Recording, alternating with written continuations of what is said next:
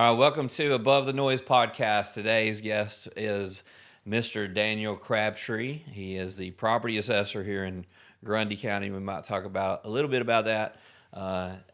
So, Daniel, I don't want to age you, but 30 years ago we were roaming the high school hallways, and then now we're doing a podcast together. Yeah, it's good to be here today. As Justin said, we go back a few days. I was thinking about it last night. I guess one of the first times we really came acquainted with each other, we played basketball together for Dr. Dickerson in about the sixth grade. I saw that clip. I guess somebody had it on Facebook, and it was when we were in seventh, eighth grade, Something like that. So, yeah, we've known each other a day or two. And high school days weren't some of my greatest days in there shortly after, but, sometimes things happen. So. Well, man, I'm glad you were able to come on the podcast. I just like to keep it very open and conversational, but if you reverse, and I know we'll get to talking about what you kind of alluded to there in just a second, but I guess being the old guys, could you imagine you've reached this point in your life? Like, would you go back and tell that teenager, hey, what the old people say is true? Don't wish your life away. Yeah, that's right. I was one of those that thought, I can't wait to get out of high school. Can't be glad when school's over. Didn't want to go. Didn't want to do those things. I wasn't a mean person or a mean student, but I didn't want to be in school. I had other things I wanted to be doing, and definitely it is true. You don't want to wish your life away. Many times over, I've thought how I could have done things different, and took away some of the heartache that I've had in my life. Some of the pain that I've had to go through and suffer, and some of the scars that I have that I wouldn't have had if I'd have made different decisions as a young man. Yeah. Yeah, so we, like I said, we go back, and you've been very open to this. You're the assistant pastor, associate pastor at Logger. Right. Heard your testimony, and obviously growing up with you, kind of know your story. But there's probably people going to be out here that don't know the full Right. details of your story, and I'll tell you this. So like I said, we met probably seventh, eighth grade. Dr. D playing AAU, and then we continued that friendship into high Right. school. And for me, I remember it was probably towards that senior year that I don't know. I guess you can address that as far as when did you, because it's no secret, you battled drug addiction. When was it that you first kind of started dabbling in that? Yeah, so I had as Justin says, I had a history of drug addiction and battling with that, and started at a young age around that time, I guess, after I kind of started driving and having our ability to kind of go different places and do different things that we never had before. And so mainly around end of junior, probably senior year, before it really became an issue. And it was more of a recreational thing at the time, just kind of, fitting in, doing the thing that you do at that time. And, one thing led to another, and I ended up being, moved away, went to Chattanooga and lived for a year, started school over there and lived for a year, and continued that same problem, dabbling in drugs and alcohol, and came back home right after that year was up, and one thing led to another, and I ended up becoming addicted to methamphetamine. So I am a strong advocate of one that says, well, you can do this or do that, and it doesn't really hurt you. But, for me, it started with cigarettes, marijuana, and alcohol, then to methamphetamine and prescription pills, So each smaller thing, to me, I'm a strong advocate of that's a gateway drug to something else, because you're going to get to a point to where you're not satisfied with that, and you're running in a circle with all these folks that are dabbling in all these different things, and before you know it, you're going to get your hands on it. And they're all created because, as you and I talked earlier, addiction is something that's from the devil, and it's all created that way that you're going to get addicted to it. I mean, methamphetamine to me was designed for somebody to be addicted to it, and it destroys your life. And your family and everyone around you. But so from that point, after coming home and that happening, and probably the first year of me being home, getting addicted to methamphetamine, it was just a spiral after that. One thing led to another. I was blessed. I never went to jail, never harmed anyone, never had any things happen that I hurt anyone else or anything physically, and I'm thankful for that and grateful for that. But that went on for several years, and I know that it had a bad effect on my family and definitely on me and those closest to me and my friends. And for a short period of time there, a few years span, from about 2001 to 2004, I mean, my life was pretty chaotic. It was kind of spiraling out of control, and one thing leads to another, and you never, when I set out in high school dealing with alcohol or marijuana or whatever, I never intended for my life to get to the place that it was in 2002 or 3. I didn't set a goal of one day I want to basically be without anything and be addicted to methamphetamine. I tell people the story all the time.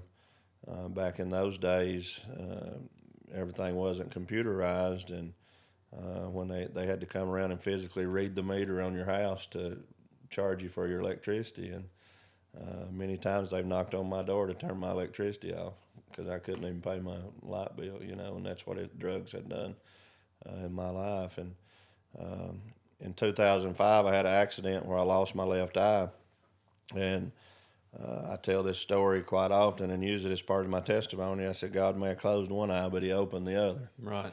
Because it was during that time that I realized where my life was at and what was going on in my life, and that something had to change. And we spoke again earlier about this, but it was a God thing, because even though I wasn't saved at the time, even though I hadn't given my life to Christ, God still intervened in my life and had mercy upon me and showed grace towards me. And it wasn't something that I had to go into any kind of program, and I'm not dissing that. You and I have had that conversation today. But for whatever reason, God chose to change my life instantly in that moment. And if I had not accepted the fact that I needed to change my life, I don't know that I would be sitting here today, because the road I was going down was definitely a road of destruction. But God chose many years before I got saved to intervene and save me from that life that I was living.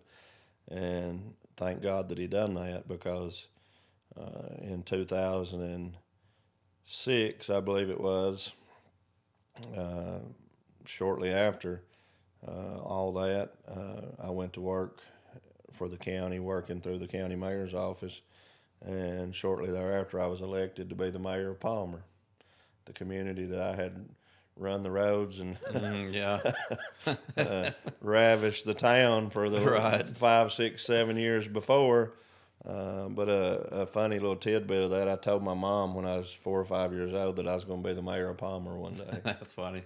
And so I managed to do that. But that was in 2006, I think. I got elected to be the mayor of Palmer, and we would have been 25 years old around that time, so pretty young to be doing that. But that kind of got my mind occupied and got me on the path of putting back into the community what I had taken for so long, and being able to be a asset and a positive influence in the community, instead of being one, like I said, that was causing havoc and wreaking havoc all the time. So I thank God for that opportunity a lot. It's a non-paying position, not something that you ever get any kind of financial blessing from, but I've been blessed time and time again at the things I've been able to do in the community and the folks I've been able to help, and so I'm very thankful for that. But that's kind of part of the timeline that gets me from high school and the times that we ran around to getting over that life of drug addiction. And, I don't know who will watch this podcast, but I want to say to those that may be watching and may be struggling with those things, I want to tell you there is hope to get out of that lifestyle that you're living. It's not something that you're stuck in. that you can't get out of. There is opportunity to get out of that. There is help in different programs to be able to get out of that. But most of all, you give your life to the Lord Jesus Christ, and I promise you He'll deliver you out of that lifestyle. But like I said, that gets me to that point in my life where I finally, thank God, got the drugs behind me. But So back in that dark time, and I told you, and I've been blessed. Fortunately, I have never battled any addiction issue.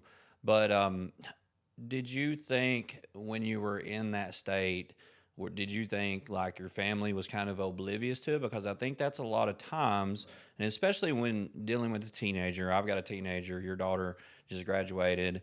Sometimes parents are naive to what's going on around them, Right. and they want to kind of close that. Did you think you were fooling those around you, or did you have that disconnect with family? Did they call you out? Because I think some people just do not want to acknowledge what's happening, just thinking in the back of their mind it'll get better tomorrow. right. Yeah, I did for a while, especially as a younger man. You definitely think that you're doing stuff that your parents don't know about. You think you're able to outsmart your parents, but it got to a point to where I know that all the ones that loved me and those that was closest to me, they knew what was going on, and they knew what I was doing in my life, and it got to a point to where you're not able to hide it, and so that's the tough thing. But especially with the lifestyle I was living when I was addicted to methamphetamine, you completely separate yourself from your family. And that's one of the hardest things that I've ever had to deal with, is the fact of how I separated myself from my family like I did. Because my family, a lot of folks can go back and point to certain things that's happened in their life and certain issues that happened in their life that caused them to reach out to drugs and become a drug addict. But I can't. I mean, my family was great. They've always been great. I was raised, fine, didn't have any issues. I wasn't mistreated. I didn't have a bad home. I didn't have a bad raising, and I just made bad decisions and made bad choices, and so I can't point to that. So one of the hardest things is the fact that I completely just turned myself off to my family, and that was a struggle to get over, and it's hard to. But you always turn away from the ones that love you the most. Right. How accessible were the drugs? Very accessible, especially at the time. And, I guess they still are today, knowing that people still deal with the same problems. And,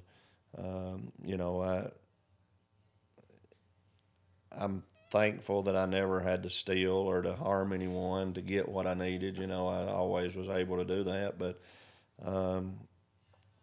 it's kind of one of those things. It's bad to say, but it's always kind of been accessible in our communities, as you well know. Yeah, and I think there's a lot that's been exposed, hopefully, over the past few years to bring more awareness to, Yes. like I said, to even people like me that don't know how easily and accessible. And it's concerning because now as you have kids, it's not really necessarily the meth. Now we have the fentanyl issue, Right. the opioid issue, and there's so many factors.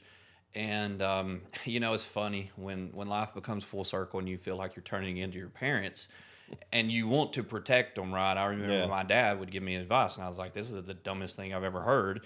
Now I'm giving that same advice kind of to my kids, but a lot of times, sometimes unfortunately there's bad experiences you do have to learn from, but at the same time, people kind of like you in an innocent way, it's like, I'll just try this out a little bit. Right. And then That's when you couldn't be fulfilled with that certain thing, then it's like, well, that's kind of numbed me now. I can manage this. I think that's the problem, is people think they can manage that next step, and unfortunately You can't. it evolves.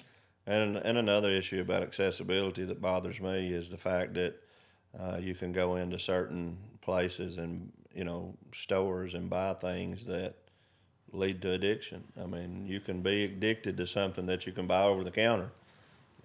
So it's not just because it's purchased over the counter in a legal fashion. Does that mean that it's not addictive? I mean, it can still be addictive. You can buy cigarettes and alcohol out the door of a store, but that's an addiction. You get addicted to that, and Alcohol is a drug, whether people want to look at it that way or not, and it's ruined as many lives, especially in our communities that we well know, as drugs have. And so, that's a big issue now to me, is that you can just walk in the store and buy something that's as close to marijuana that, right off the shelf. Yeah. And it's amazing. You're right. And I think, I think some people that don't really have that addictive gene, you could say, can't really understand that. Right. And that's like me, it's like, some people may be able to drink a glass of wine or a beer or something like that. To them, okay, so be it. But that's not the case for everyone. So No. therefore, they can't understand why that would be a potential Right. gateway drug or anything like that. But there's good news to the end of the story, because you're sitting here today, Right. right? And as you'd mentioned, your life changed. God, you may have had one eye closed, but God opened the other That's one. right. And so that kind of, fast forward, you have a family. I can say you're a grandpa. I'm not. Right. See you at the ball field. But the other thing, so I love how you turn the story, because there was the dark time, and the community that you wreaked, not necessarily wreaked havoc, but you was Running the a roads. menace to, Right. But then you turned around and said, now I want to do good for the community. Right. So Yeah, kind of so- tell us, you were involved, and then now obviously in the county and heavily involved in that. So just kind of tell us, how did you feel like that's like, okay, I did this, now let's pay it forward. Let's Right. find a way to do good. Right. Yeah. In our conversations in the last few days, I've talked to several people, as I did you, about my daughter wanting to become a teacher. And our family roots go back to being community driven and being part of the community.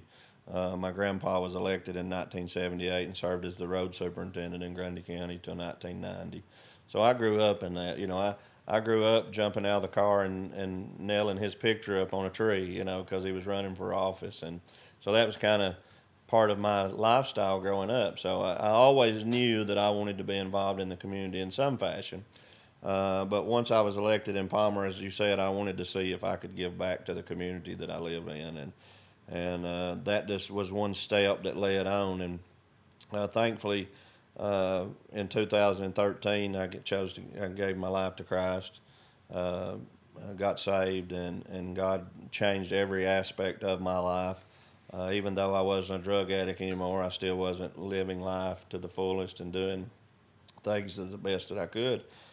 So in 2013, I was saved, gave my life to Jesus Christ, and got my family in church. And shortly thereafter, my wife was saved, and so we've been able to raise our daughter since then in a Christian home. And but I continued to work and continued to be part of the community. It's funny, my daughter, as you said, just graduated high school, and she's never not knew of her dad being an elected official. So she didn't know the other side of me. Yeah. When she was born, I was elected as mayor of Palmer, and when she was born, I've been in an elected position ever since. So that's all she knows. Right. So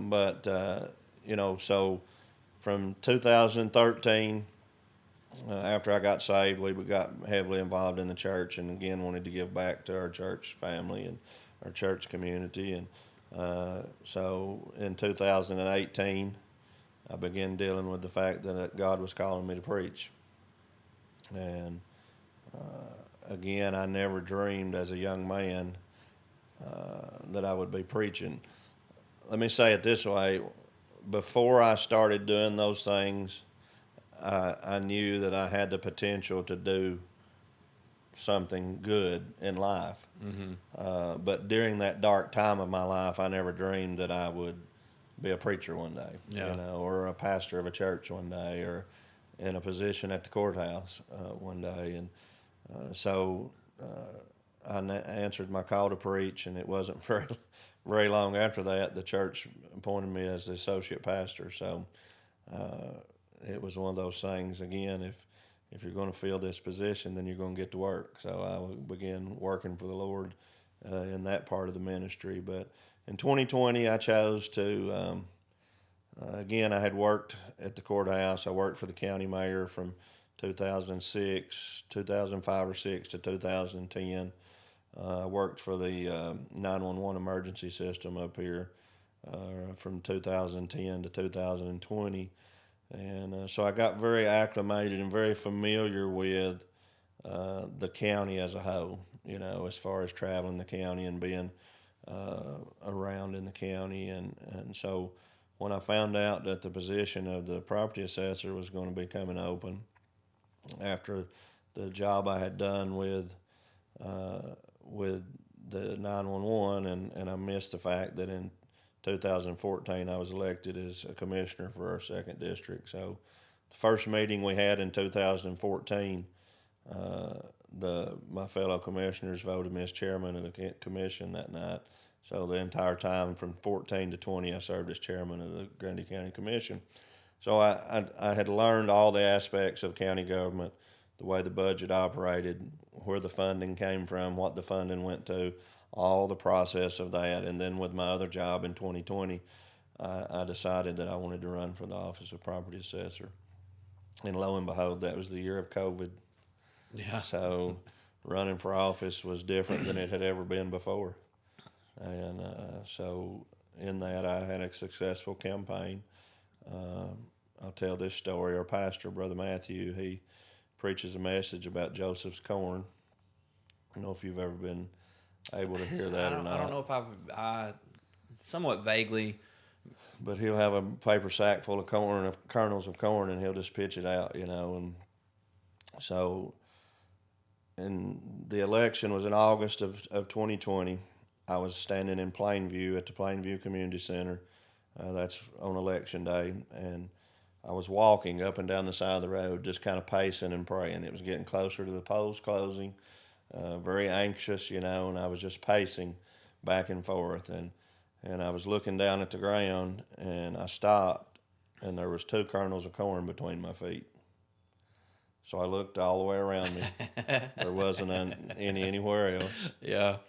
And the whole time I'm anxious and I'm walking and I'm praying, I'm asking God if it's, I feel like I'm in your will. I feel like I've done everything you would have me to do. It'll be used for your glory. I'm just talking to God and walking and pacing and praying. And I stopped there, and there's those 2 kernels of corn. And I thought, well, there's been a bag of corn fell off somebody's truck, and it's going to be everywhere here. And I looked around, and there's not. There's only the 2 pieces, but it's between my feet. Yeah. And that was one of those God things, those God moments in my life, I realized. And I reached down and got those 2 kernels of corn, and needless to say, I still have them today. But,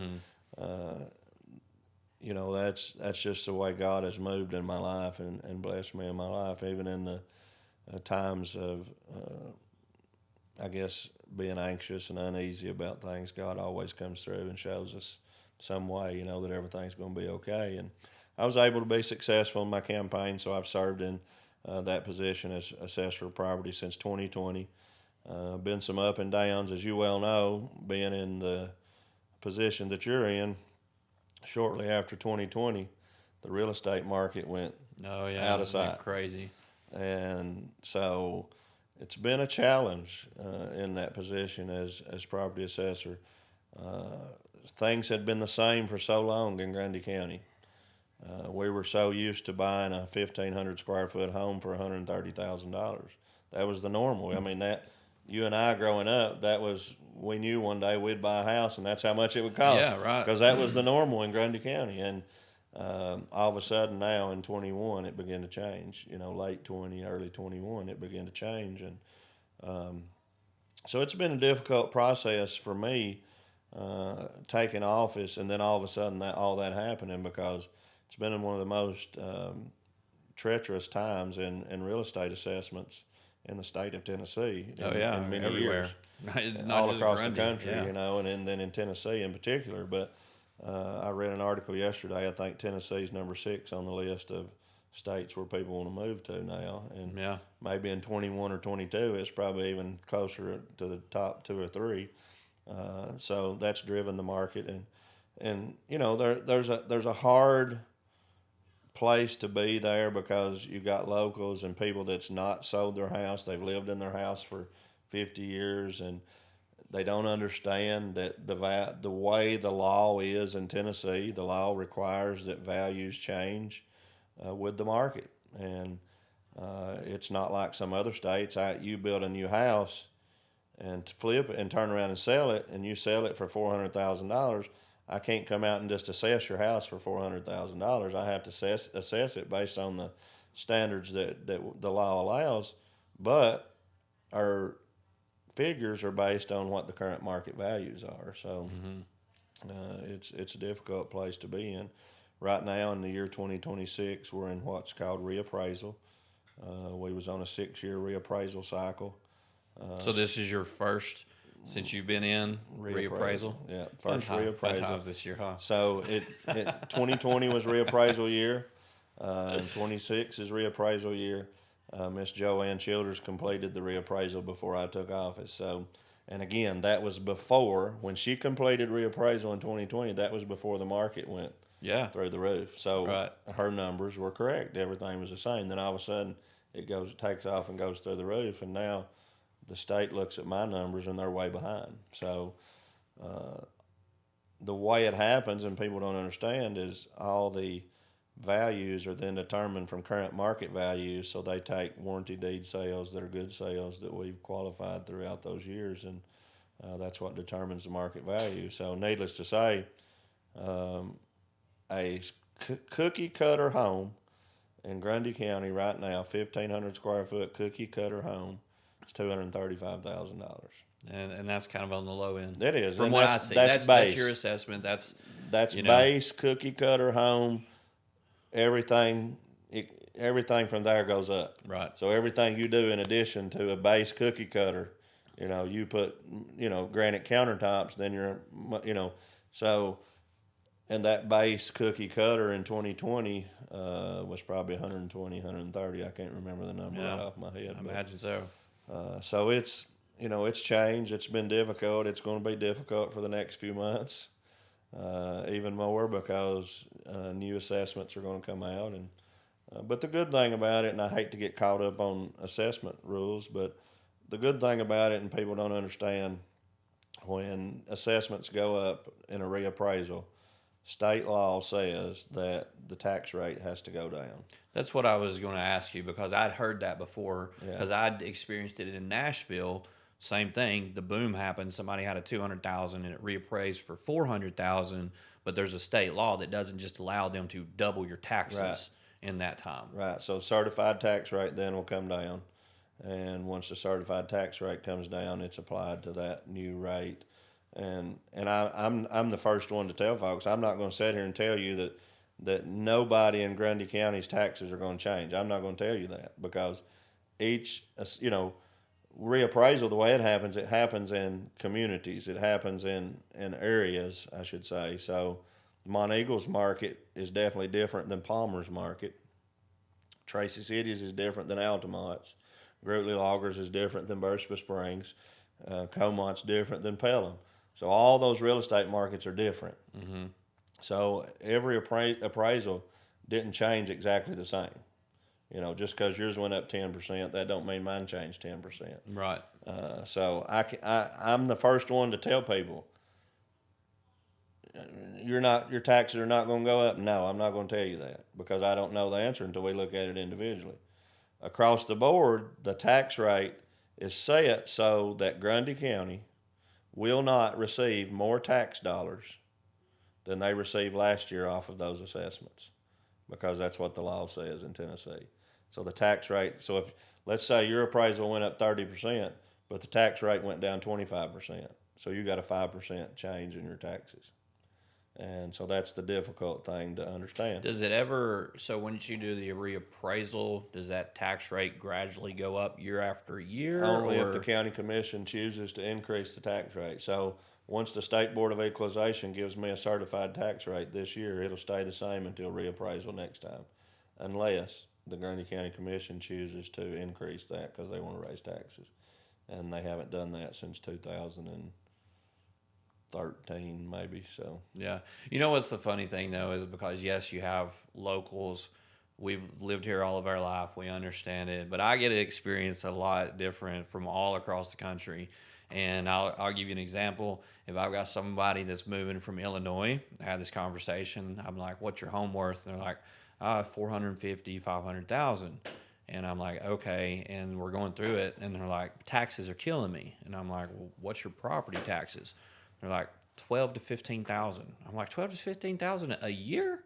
And they're like, yes. Yeah. So that's kind of the reason we're seeing the influx. It is. Because you've got Illinois, even in Texas. I was talking to someone in Texas, and they were outside of Houston, kind of that area there. And I said, well, how much your property taxes on the home you're at? And they're like, 1,200. I'm thinking that's reasonable for us, 1,200, that's not bad. They're like, that's a month. And I'm like, so it makes sense. You're California people, you're Washington people, Oklahoma. And so it's funny to me because I kind of get to have those conversations when someone's relocating. Yeah. And they're like, my taxes are $15,000. And I'm like, well, I could tell you, even if they got a $2,000 tax bill here, they're going to be happy as they could be. And so you just have to put it in perspective to that extent. And I think the funniest thing that I see, and I'll probably see it during this reappraisal, someone on Facebook will get on Facebook and be like, well, I wish I could get that much out of my property. And you know what? You can. You can. And y'all typically the tax, and it's kind of all over the board. Most of the time, a lot of times the tax is more conservative, because I know we do new construction and we have to do the estimate of the taxes based off the appraised value. But then actually when the client gets your tax appraisal, it's generally not what that actual value is in a lot of cases. So, yeah, I just find it interesting. And for these people, you better be careful, because if you say, oh, I just wish I could get what y'all think my property's worth, if you're ready to sell it, somebody will buy it. And I can tell you two things there. One, I've had people come into the office, can you estimate what my taxes may be? Sure, I'll tell you. And they'll ask me, they'll say, is that a month? And I'll be like, what do you mean, is that a month? And they'll say, well, I was paying that a month where I just moved from. Yeah. And but even with the new assessment, so right now, in theory, we're supposed to be at 100% of market value. My appraisals should be at 100% of market value. About 2 weeks ago, we had we call them a type 50, but it's a double wide mobile home on a solid foundation. And it sold for $400,000, and I have it valued at less than $150,000. Mm-hmm. So, I mean, the market is still there. Here's what I tell people. The values have not went down since 2021. No. Time on the market's gotten longer. It takes you a little longer to sell your homes. Especially the higher prices, $600,000. And, I get tickled. I remember the days 600,000 in our area was like, no, we're close. That's what I was going to say. Absolutely not. I get tickled thinking about it now, and I see hundreds of them a year that's above that, even, and 400. They're common 400, and maybe in your business y'all may use 400 as a bench. That may be where you. It's crazy that it's more of the standard. Yeah, so I get tickled too, because I think of. You just talk about a $600,000-$700,000 home in Grundy County, and there's lots of them, and even more. But those homes, they're even a little longer, staying on the market right now. But a $300,000 home, they're just selling right and left. Yeah, and that's so the one thing I think is there's a lack of inventory, and that's why you do see even the premiums. I had an agent call me a couple of days ago. We were talking about a property, and that the builder's concerned, and it's in Marion County, but neither one of us are concerned. And they were like, there was just a double wide sold, not in great condition, for $300,000. And but there's a big lack of inventory, and then like you say, you reach the certain pockets of the market when you exceed the 600,000 and you're limited. But I'll tell you, I think since COVID, a lot of people have found that Grundy County is kind of their little gem of a getaway. Yeah. We've experienced it, obviously, with the tiny home community. But not only that, you have a lot of beautiful places that people will come in, and the neighbor didn't want to give $5,000 or $6,000 an acre, but someone from Nashville that wanted just this relaxing getaway would pay $10,000, $15,000 an acre. Yeah, for that. And I get the concept of our local folks saying, but I would never pay that, so that shouldn't be what my property is valued at. The law, and everything I do in my office is dictated by Tennessee code. It's dictated by law. I can't just go out here and decide I want to appraise this property for this amount of money just because I want to. There's laws behind everything we do. And the law doesn't say that you can only go by the prices that's paid by locals. Right. So you have to go by what the market is. And the market is a recorded deed with an amount of money on it that is what we consider a good sale. It's a willing buyer and a willing seller, and they paid X amount of dollars for it, and that at the time is the value of that piece of property. I've even looked at people before. Would I pay that for some of the things I say? No, but that doesn't mean that that's not a willing buyer and a willing seller, and not the value of the property at the time. So it's hard for the locals to understand. But I had a lady call me. She has a nice brick home. She has an asphalt driveway, and seemed like her value at the time was $180,000. And it's like a 3-bedroom, 2-bath brick home on the main highway in Grundy County. And there's no way I can sell my house for that. And y'all, it's just too high. You've got to do something about it. I said, do you want to move? And she said, no, I don't want to move. I said, then don't put a for sale sign in the yard. That's the truth. What do you mean by that? I said, because if you put a for sale sign in the yard for what we have it appraised for one, you're selling yourself short, and 2, you're going to be moving out. Yeah. Well, there's no way. I said, well, I'm just telling you, that's the way it is. And, I took an oath to be fair and consistent with every citizen in Grundy County. I don't look at one different than the other. I don't look at one place in the county different than the other. We assess it the way we're required to assess it. Almost the only opinion that we can have in the assessment of property is condition of the build, the quality of the build. Because we have to look at it and see if it's built well, and we take things into consideration, like I said, granite countertops, tile floors, tile bathrooms. Some houses have copper handrails and copper gutters, and so you have to take all that in consideration and putting it above average or average quality of builds. But outside of that, I come out and I measure the square footage of your home. It's different than a fee appraiser. I'm not appraising the home. A fee appraiser will come in and they'll take into consideration everything in the home, light fixtures, everything. They'll even take into consideration where rooms are located in the homes. You know how fee appraisals operate. Yeah. We don't do that. We measure the square footage. We look at how many fixtures are in the bathroom. We look at whether it's got granite or tile, and what the roof type is, whether it's metal or shingles, and the quality of the siding. So if it's got vinyl siding, it's one quality. If it's got brick or stone, it's another quality. But outside of that, that's it for us. And whether it's got stainless steel appliances or a wood fireplace, or wood cook stove, that don't matter to us because we don't take that into consideration. But a fee appraiser does. So, people thinks it's just, well, he just comes out here and does that.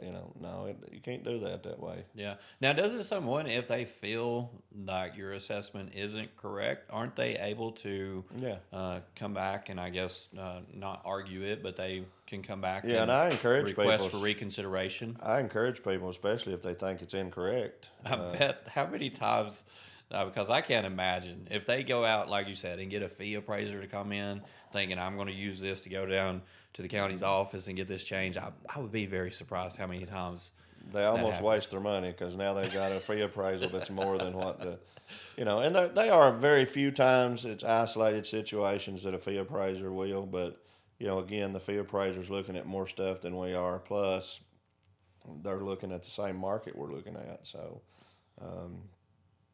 I don't look at the market every day for appraisals because I can't change the way our rates are set in reappraisal years. So we're looking at that window of the market, and the bad thing is if the bottom falls out of the market like it did in 2008 next year, then guess what?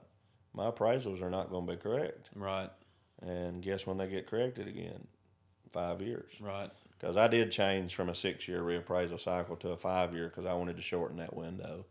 and the comptroller's office, the state comptroller is pushing to have a bill passed that you no longer can have 6-year and 5-year reappraisals. It has to be 4, 3, or 2, because they want your numbers to be more reflective of the current market. Yeah, because 6 years, 5 years, that's a lot Yeah, of it change. is. Especially, I mean, what we saw was out of the ordinary, but I think we're more of a consistent level now. But since you're coming in after 6 years, yeah, it's going to definitely be a big change. So I wanted to go ahead from a 6 to a 5 this time, because if the bill does get passed, which requires us to go to a 4, I'm just having to step down 1 year at a time. And that affects the workload that's on my office folks, on my employees. And, so we have to review the county. We're required to review every parcel of the county in Grundy County. And we have about 13,000 parcels now. And we have to review every one of those in that reappraisal cycle. So, we're stretched to do about 25% a year now. And that's a difficult process when you figure you have to physically lay eyes on every piece of property in Grundy County. Yeah. The ones in the mountains, the ones in the valleys, the ones on the highways, and the ones in the byways, So it's everywhere. It's tough, but it's a hard spot to be in sometimes. But I'm thankful. I'm blessed, as I said. I tell people a lot of times, part of my testimony, I came from the drug house to the courthouse. So. Yeah, and unfortunately not behind the jail cells, Right, not the jailhouse. Yeah, the jailhouse, yeah. I did a loan in Kentucky, and I remember it was a sticker shock because the people were close on their qualification, and I wasn't aware of this, but the home was, first of all, it had like a homestead exemption on it, so it was a reduction of taxes. And not only that, Kentucky at the time of purchase will reassess the property. Yeah. So let's say it was assessed at $100,000. These people bought it for like $300,000. I was betting on the taxes like I do in Tennessee. Hey, whatever current tax roll is what we're running with. And boy, I got a shocker whenever the taxes come back almost doubled because the value almost doubled. Yeah. So yeah, I think we're fortunate in that aspect within Tennessee. I think Tennessee has a lot of reasonable laws around assessments around property value. So let me ask you this. In your role, obviously you don't have 100% approval level. People have their opinions. Just tell me, how do you combat? Does that bother you? I mean, obviously people spur off and they say things, and they may say things to you in person or over a phone call or Facebook. How do you handle that? Well, I've always been one that was able to deal with that well. And I've never really let that bother me that much. I'm not sure if that's just a built-in personality trait or what it is, but there are times that it'll get under your skin. Mainly, most people that come and confront me face to face, we're able to have a gentleman's conversation, and we're able to come to agreement and hash things out, and even phone calls. The thing that gets me most is social media. Because, I'm not throwing stones, but 90% of the people that get on social media and complain about things, they absolutely have no idea what they're talking about. Mm-hmm. And I'll just go ahead and throw it out there. That's not the way that happens. There's no way this, you don't know the process. You don't know how that happens. That frustrates me a little bit because, again, I'm not just going to get on there and fire back at them either. Right. But all that's going to do is just keep the fire going. So yeah. I'm just like, just call the office and I'll explain to you why it's that way, But it is tough. But I remember a situation that happened several years ago, and I guess my wife at the time didn't deal with things like that as well as me, and had a person that was being very ugly to me and said some words that I probably hadn't heard in a lot of years, And my wife was like, I wouldn't let them talk to you that way, and she was wanting me to fire back at them, She was standing right beside me when it's happening. Yeah. And I was kind of leaning her way, kind of stay between her and the other person, I'm like, but it's just something I've been able to do, when that conversation was over, I patted that person on the shoulder and said, thank you for the conversation. I'm sorry you feel that way. And guess what happened to them? They just melted in their shoes. They couldn't believe that I said that to them. Yeah. The Bible even teaches us that, when we're, it'll be like heaping hot coals on their heads when we show kindness to them in those situations. So it is tough, and I see a lot of it, especially nowadays. It seems like everybody's mad at everybody. Everybody's wanting something to complain about. Everybody's wanting to fuss about something. And, I will say this, throw it at you mortgage people, but just because your payment went up, it's not always your taxes.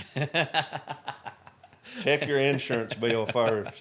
I will say majority of it is the insurance. Yeah, because people will insurance call me and they'll be like, "No, my mortgage company told me it's because my taxes went up." I said, "Well, you probably would call them back because I'm looking and it hadn't changed in 3 years." So Yeah, and a lot of times when you do see the taxes, it's very minimal. It's like maybe it's a $200 increase over the year, which is a $30-$40 monthly shortage. Right. But yeah, I get the calls every time that escrow analysis goes out, and I'm like, check your insurance or your taxes. More than likely, it's your insurance. You know, when that date And then come when across. people hear that, they just automatically say, "Why taxes have went up?" You know. Oh yeah, they got to have some reason, and that's why I try to educate people all the time to be like, principal and interest fixed, cannot change, will not change. Taxes and insurance have no control over that. Yeah. You know, so well, awesome. So outside of that, you like I said, you're involved. You actually assisted coach for the basketball team. You got to enjoy yelling at your lovely daughter and the other girls for the past few years. You enjoy that. You love instilling into them. It's kind of my outlet.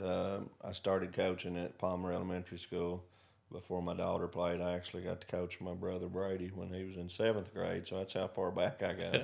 He's got 2 kids now, and so I was thinking the other day, you know, that the kids I started with, you know, they're 25 years old and their own families now, but my daughter was going to high school and I was going to give it up, and Brittany allowed me to come and help her, and of course, when I first started, I wasn't saved. You know, I wasn't going to church, and so it was a little bit different. But when I went to the high school, I asked the Lord that He would allow me to use it, you know, for His glory. And if I ever didn't do that, to move me out, you know. So I do like being and I see a lot in those student athletes, and there's a lot of them that have so much potential in life, and I enjoy seeing that and being a small part of it. And hopefully one day they can look back and you know, maybe think that I helped them along the way or whatever, because that's, again, I want to give back to our community, give back to our kids, and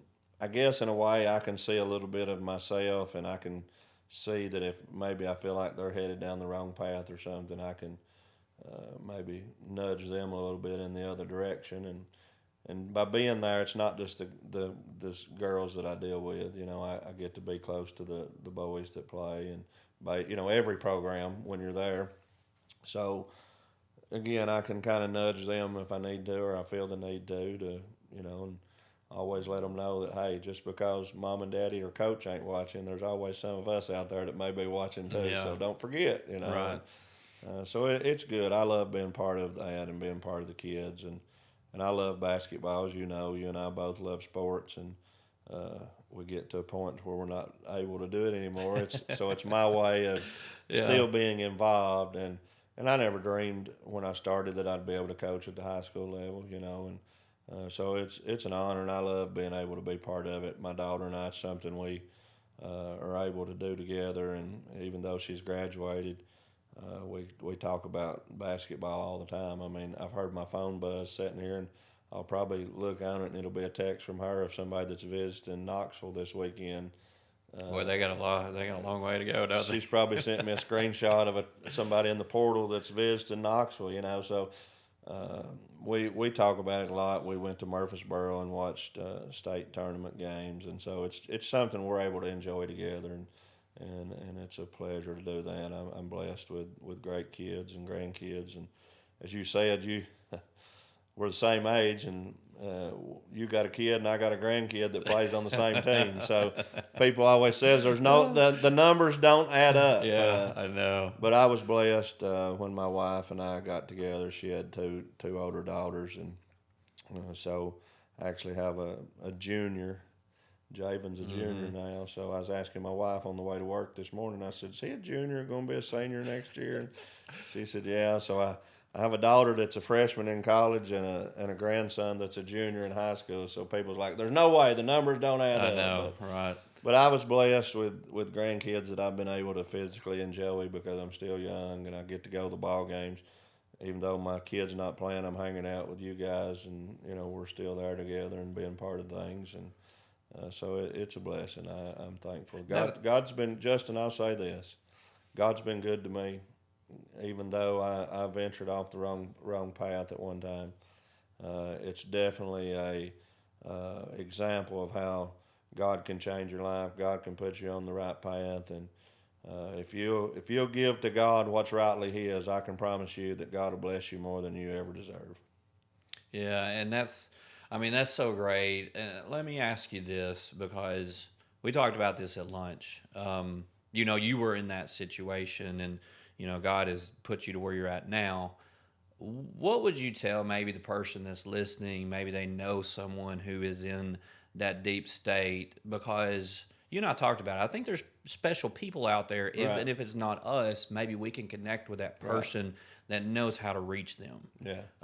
Because I think and I said this admittedly on myself, sometimes I unfortunately cast a judgment on someone, and I'll say this: when I saw you going down your path, and I hate it because I'm like, man, I should have been a better friend of saying something, but it's like, oh well, there goes Daniel. Yeah. There's what he's going to be. And when I heard you got in church, and when I heard you turned your life around, like it was joy to me. But then again, it was kind of like man, Justin, you should have done something. So what would you tell to somebody, and to give them encouragement of how potentially they could help somebody? Yeah, it's a lot of times just that encouraging word can help somebody.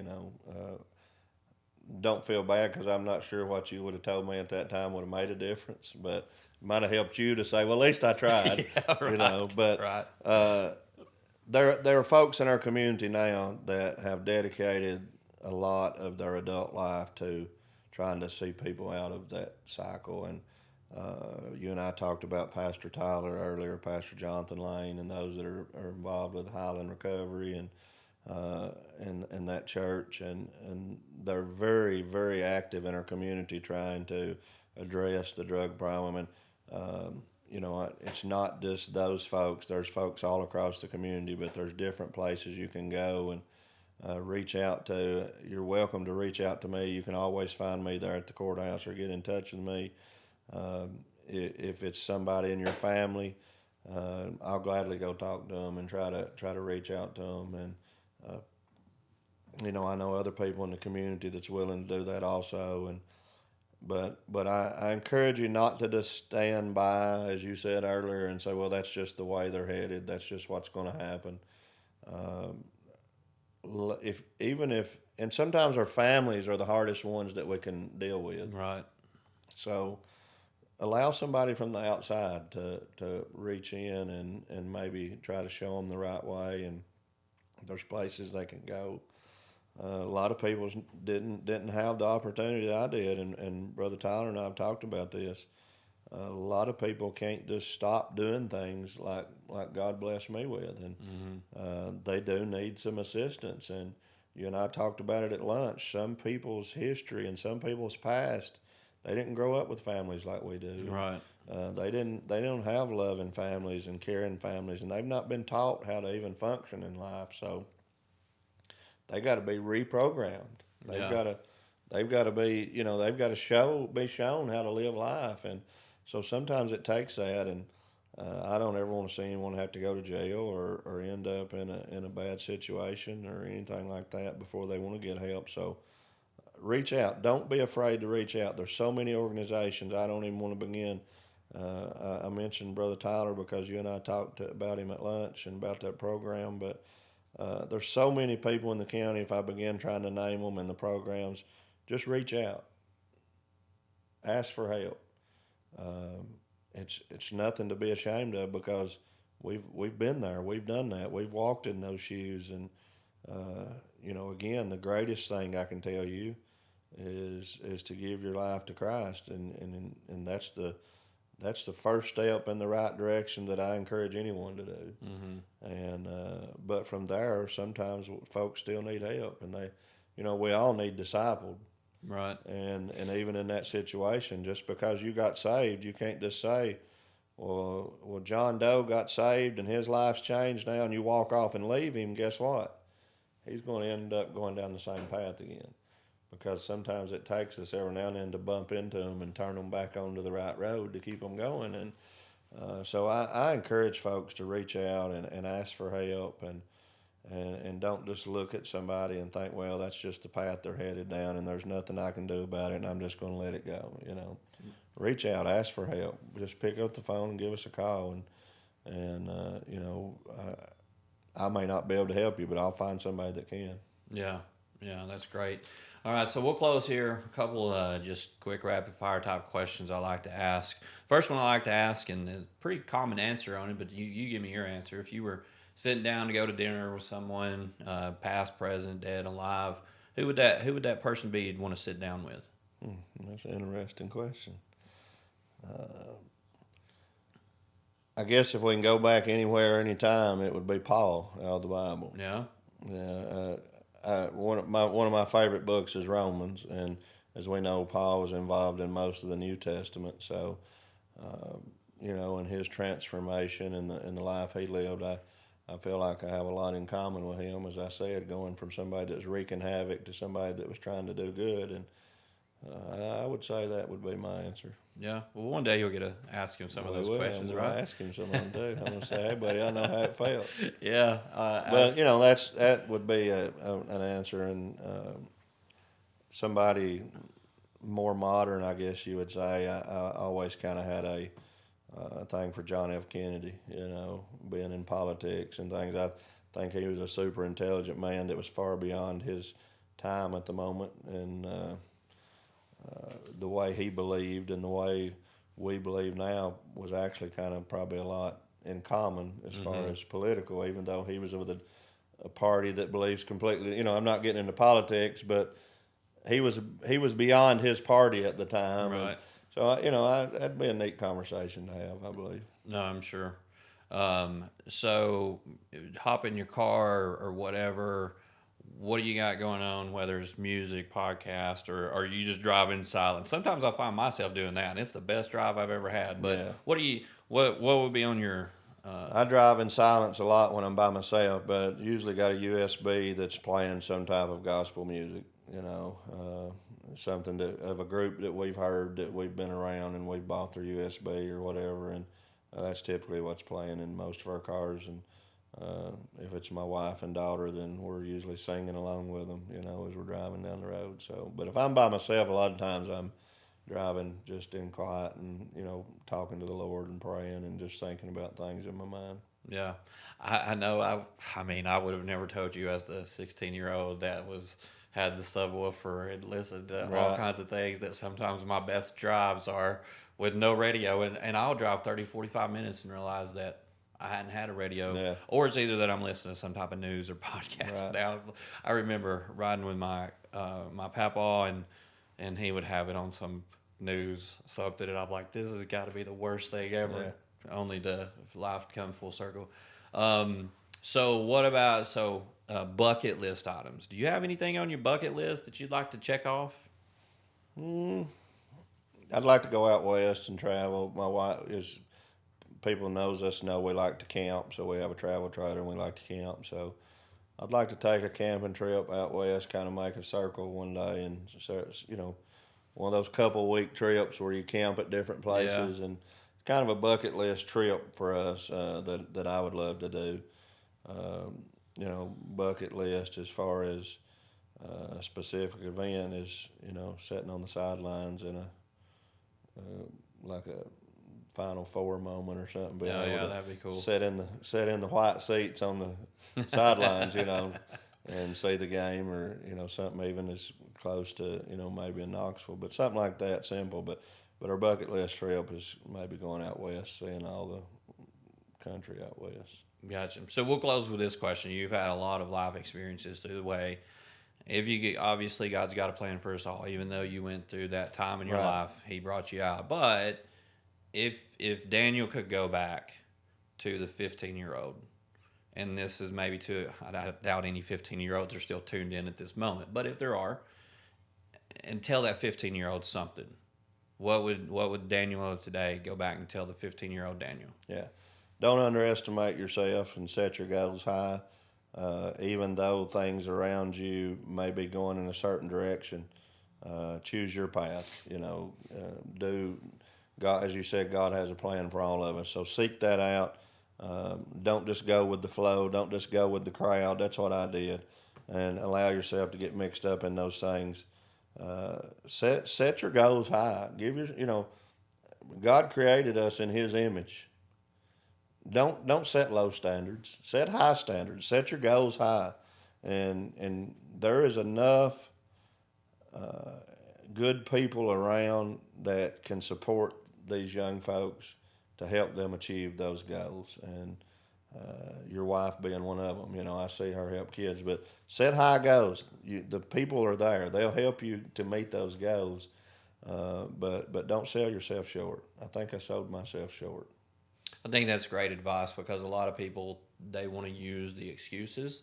They want to use the circumstances. They want, Grundy's, one of the most poverty counties in the state. And you know what, as I was making this list of guests for the podcast, man, I've come up with a ton, not just Grundy, but just Tennessee. But to know that there's so many exceptional people just in general, and it may not be that success from the monetary standpoint, but from the life-changing standpoint of things on that. So I think you're right. I think some people, they just set low standards, and they just want to play the victim to that. That's right. And I think God has all given us the abilities to do so much that we limit ourselves because we are the ones that do that. That's right. And I want to make sure that everybody understands I've not accomplished anything. Everything that I have, everything that I've done, everything that has came my way good, God's done it in my life. Without Him, I couldn't accomplish anything. Without Him, I couldn't get up and walk in a straight line. So I don't want people to think that I, myself, have been able to accomplish anything. Because without Him, I wouldn't be here today. Yeah, absolutely. Man, I appreciate you so much for coming on. I'm grateful to call you a friend. Me too. For a very long time now. Yeah. So I'm just curious, though, how do you not have any gray hairs in your head? Well, same way you don't have any hair at all. So I do have some. They're just neatly hidden in there. So, okay. All right, man. Well, I appreciate you. No problem, buddy. Appreciate you. All right. Thanks, bud.